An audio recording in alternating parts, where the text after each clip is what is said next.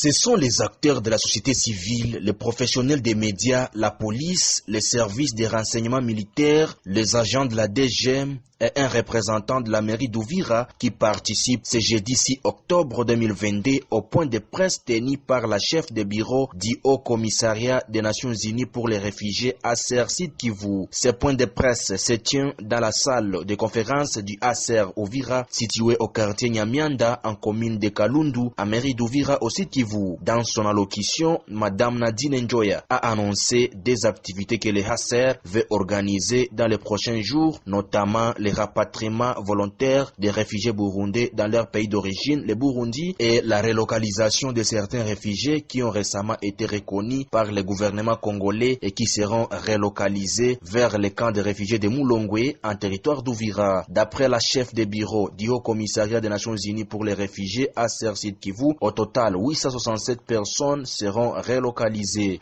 En réalité, la communication d'aujourd'hui donc a porté sur deux activités qui sont planifiées au niveau de la province du Sud Kivu et principalement le territoire d'Ouvira et le territoire de Fizi dans les prochains jours.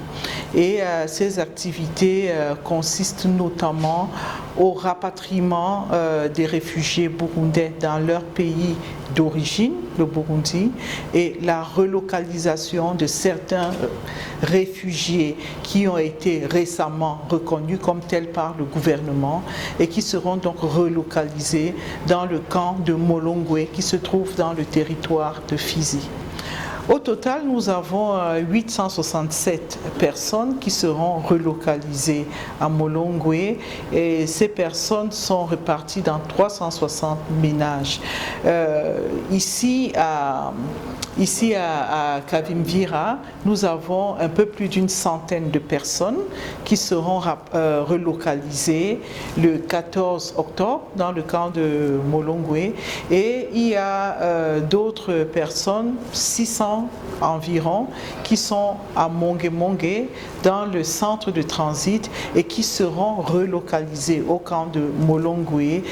Ce sera le 16 octobre. Les participants dans ces assises ont souhaité que les ACER procèdent à l'identification de tous les réfugiés burundais pour leur sécurité et la sécurité des Congolais. À ce sujet, Madame Nadine Njoya a indiqué ce qui suit. Cette question nous préoccupe toujours parce qu'en réalité, nous sommes là pour accompagner le gouvernement. Nous nous assurons jusqu'ici que le gouvernement prenne le lead dans tout ce qui est identification des réfugiés. L'enregistrement des réfugiés jusqu'ici et même le préenregistrement se fait toujours avec le concours du gouvernement de la RDC, notamment la Commission nationale pour les réfugiés, l'ANR, la DGM et la police nationale.